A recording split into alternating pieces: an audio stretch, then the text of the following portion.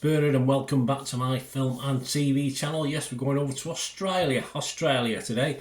Sorry about that, more Cockney that than Australian, wasn't it? We're going to have a look at a second series. Yes, I did enjoy the first series, so I was looking forward to this one. Very soapy, this one. Just a typical soapy drama, this one. I loved it. I'll tell you that now. I love series 1, I love series 2. Total entertainment for me.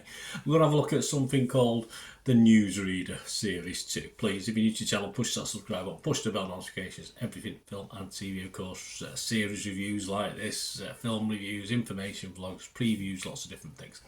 Great to have you on board, and please let me know what you think of the Newsreader series 1, but more importantly, the new series 2. It'd be great to hear from you. If you've got the same opinion as me.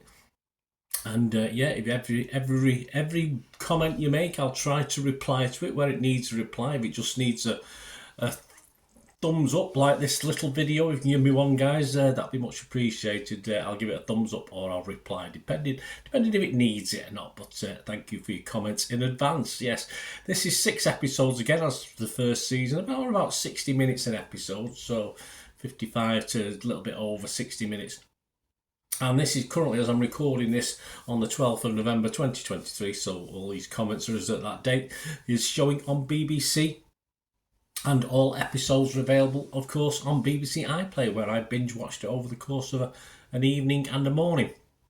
It's an Australian television drama, of course, created and broadcast on ABC television.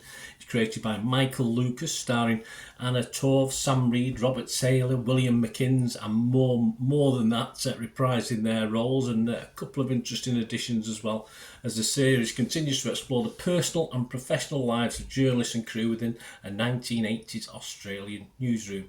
The first season premiered on the 15th of August 2021 to a lot of awards, a lot of critical acclaim, and quite rightly. The second series premiered on the 10th of September 2023. And we do have a third series. There you go, guys. So you won't be too disappointed. That'll be later on in 2024, a third series as well. Well, this one is set across 1987 and 88. The series revolves around Dale and Helen, of course, the leads in this, contending with rising public profiles, intensifying office politics, and a ruthless new CEO for a while. Events covered in the series include the 1987 federal election in Australia, the stock market crash, the separation of Charles and Diana, the heroin crisis, Australia's bicentennial celebrations and protests, and the Hoddle Street shootings. It may have just shown us a documentary. It might have just been almost as entertaining, but probably not. So my thoughts on this, guys, as I said, it's back for a second series. I did score the first series a very healthy 7.5 out of 10, which is, if you know my scores, is very, very good. And to me, it's debatable, but I think series 2 is probably better than the first one, as far as I'm concerned. Familiar characters now, of course. We've got to know them. We've got to know all the routes, what they're like, all the misdemeanours, what they get up to, etc. in the first series, and this is just a continuation with, of course, one or two interesting troubled additions as well.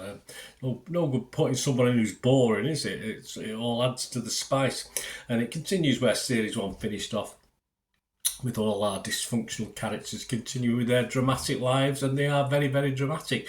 It's possibly not the most accurate depiction of stuff at the time. I mean, the diverse newsroom is perhaps too diverse for that time, and does no one smoke? But yeah, that's minor quibbles that are obviously deliberately made by whoever's done this to sanitise it as for viewing public now. I'm sure it could have been done with people smoking, but the step was not to do it, so that's fair enough. But as entertainment, it just, as I said, as a soap, and that's what it is, pure soap based around a newsroom, it hits the spot for me. Very entertaining, great acting talent. I like the acting talent.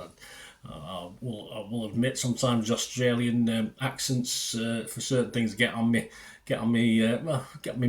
wick. But this one, no, it's fine. It's fine within the context of what we're watching.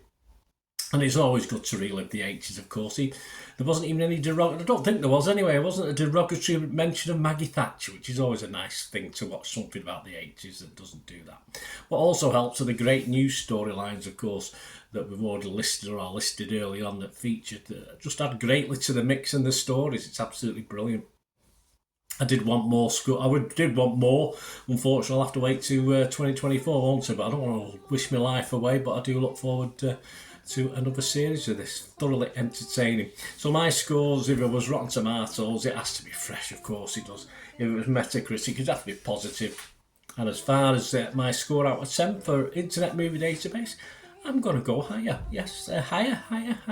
So it was 7.5 last time, Series 1. I'm going to give this 8 out of 10. There you go. I'm getting a flush now. Getting all hot and bothered. 8 out of 10 for this. Let me know what you think, guys. Anyway, as I say, this realism is obviously put to one side, apart from the events, of course, and interpretations. So it's just a great watch for me. I enjoyed it. Let me know what you think, guys. Great to hear from you. Till we meet again. Last one thing, don't I? Please stay safe, everyone.